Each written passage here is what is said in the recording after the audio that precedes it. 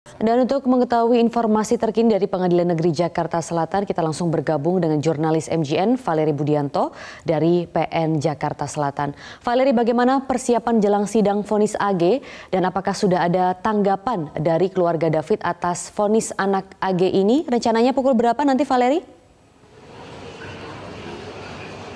Ya Maria, rencananya pada pukul 14 waktu Indonesia Barat persidangan vonis untuk terdakwa AG ini akan digelar, namun memang sepertinya ada miskomunikasi karena sedari tadi pihak kuasa hukum dari David ini sudah tiba di Pengadilan Negeri Jakarta Selatan beserta dengan Ketua Komnas Perlindungan Anak dan mereka mendapatkan informasi bahwa persidangan akan digelar pukul 10. Namun ketika dikonfirmasi dengan pihak Pengadilan Negeri Jakarta Selatan, ada pihak yang tidak siap yaitu Jaksa Penuntut Umum, sehingga memang kemungkinan besar persidangan nanti baru akan dimulai pada pukul 14 waktu Indonesia Barat. Sejumlah persiapan terus dilakukan, terutama mengingat bahwa hari ini ada yang berbeda. Kalau dalam persidangan sebelumnya biasa digelar secara tertutup, hari ini persidangan akan digelar secara terbuka sebagaimana sesuai dengan pasal 61 Undang-Undang Sistem Perlindungan Pidana Anak. Meski demikian, dari undang-undang memang tidak mewajibkan terdakwa AG untuk hadir dalam sidang vonis ini, dan kami tadi sudah mengkonfirmasi juga dengan kuasa hukum dari AG, dan hingga saat ini AG masih belum memutuskan apakah dirinya ini akan hadir mengikuti vonis secara langsung atau tidak. Kemudian untuk persiapan lainnya adalah terkait dengan mekanisme penyiaran, karena memang meski sidang ini digelar secara terbuka, namun juga digelar secara terbatas karena di ruang sidang ini ruang sidang anak kapasitasnya hanya maksimal 20 orang, sehingga hanya pihak-pihak yang terpilih yang berkaitan dengan kasus yang dapat hadir dan juga masuk langsung dalam sidang vonis hari ini. Dan dikonfirmasi oleh kuasa hukum David Melissa Anggraini bahwa hari ini akan ada perwakilan keluarga dari David Ozora yang hadir dan juga mengikuti persidangan, sedangkan apakah orang tua dari AG ini akan hadir mengikuti persidangan secara langsung atau tidak masih belum dikonfirmasi dan juga direspon dari pihak kuasa hukum. Adapun kita ketahui bersama bahwa pekan lalu ini AG ini dituntut 4 tahun penjara di Lembaga Pembinaan Khusus Anak, dan sekarang kita akan sama-sama mendengarkan keterangan dari kuasa hukum David Ozora, Melissa Anggraini. Di sini ngapain gitu. Nah, David ternyata belum memahami kalau dia sedang dirawat karena apa. Jadi dia taunya dia sedang di rumah sakit, sedang dirawat, kemarin dia tidur. Jadi dia nggak tahu karena apa. Yang biasanya dia panggil bapaknya itu namanya bapak gitu ya, manggilnya bapak. Sekarang dia manggilnya Joe aja dia manggilnya. Jadi dia memorinya belum lengkap, jadi masih banyak butuh asesmen dari rumah sakit. Saya melihat proses pemulihan David sudah maksimal, tetapi masih panjang jalannya.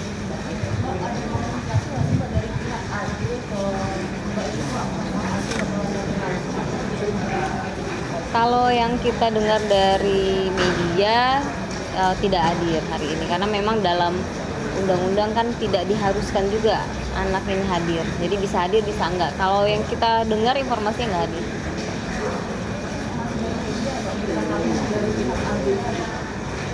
Kalau nggak salah waktu itu saya di media bareng-bareng gitu, kita lagi dialog terus disampaikan seperti itu, kalau saya nggak salah ya.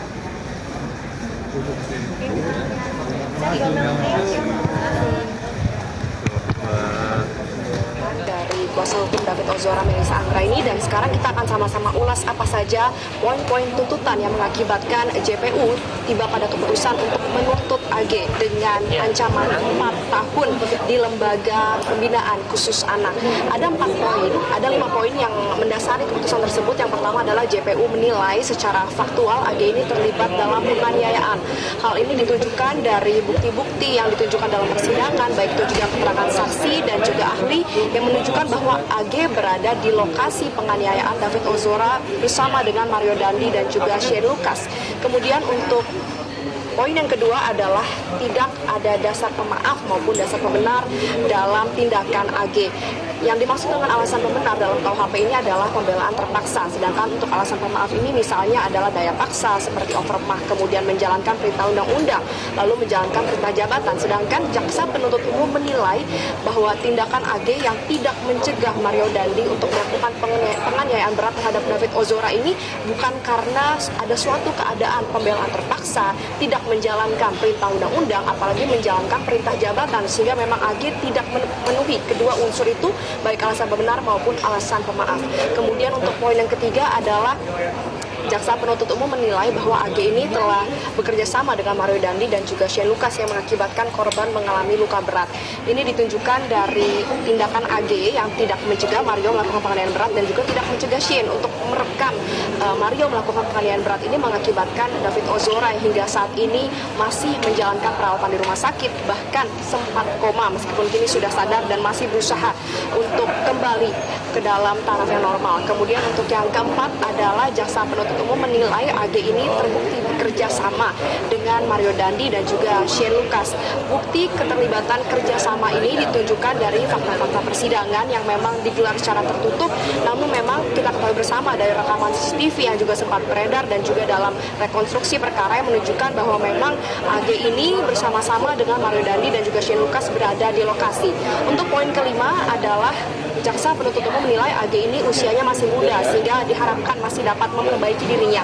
Ini merupakan satu-satunya poin yang meringankan AG, yaitu karena usia AG yang masih 15 tahun sehingga jaksa menilai dan juga berharap ia dapat memperbaiki diri ke depannya. Dan itu dia beberapa poin-poin yang mendasari adanya tuntutan 4 tahun di LPKA untuk AG, dan kita akan sama-sama nantikan apakah terhadap AG ini akan dijatuhkan putusan berapa lama, karena memang kalau dari pihak AG sendiri dalam pleidoinya dia meminta agar dapat dibebaskan karena AG ini bukan merupakan pelaku utama, sedangkan dari pihak David Ozora menilai agar seharusnya AG ini dituntut lebih lama dan juga dijatuhi vonis lebih daripada 4 tahun di LPK ini. Jadi kita sama-sama nantikan apa putusan yang akan dijatuhkan oleh Ketua Majelis Hakim hari ini. Kembali ke Anda Maria di studio. Baik, Valeri Budianto, terima kasih untuk ulasan Anda langsung dari Pengadilan Negeri Jakarta Selatan.